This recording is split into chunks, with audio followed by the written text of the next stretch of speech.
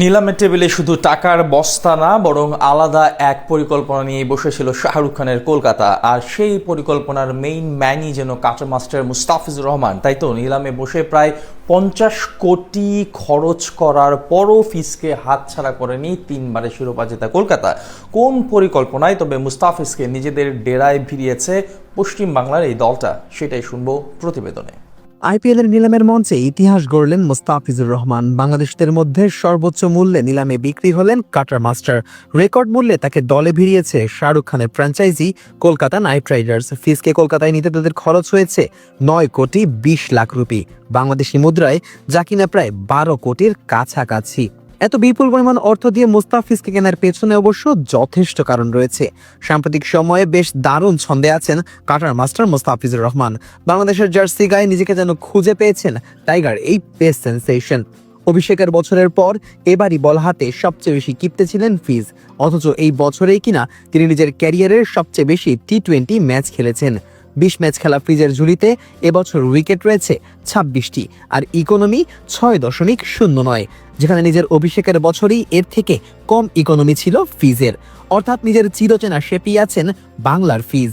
শুধু আন্তর্জাতিক ক্রিকেটে সফল হয়েছেন মুস্তাফিজ এমনটাও না, ফ্র্যাঞ্চাইজি ক্রিকেটে নিজেকে নিয়মিতই আপগ্রেড করা ফিজ বিশ্বের প্রতিটি অঞ্চলে নিজের জাদুর ছাপ দেখিয়েছেন।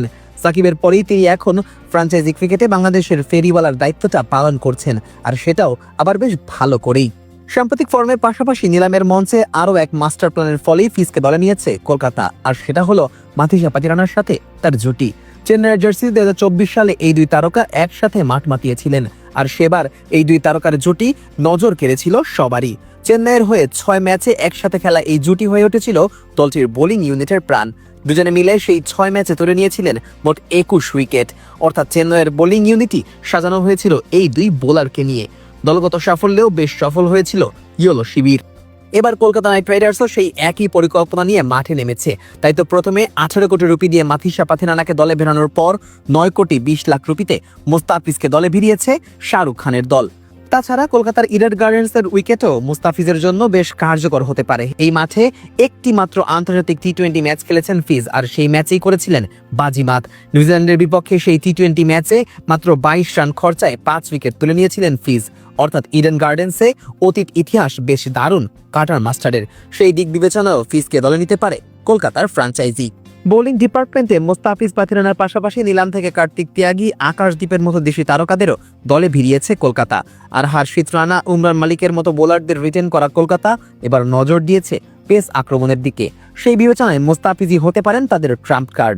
কেননা বোলিংয়ের সাম্প্রতিক ফর্ম, আন্তর্জাতিক ও আইপিএলে খেলার অভিজ্ঞতা এবং বোলিং আইকিউতে ফিজকে টপকানো 4টেখানে কথা নয়। আর সেটাই যেন প্রমাণের অপেক্ষায় বাংলার এই পোস্টার বয়।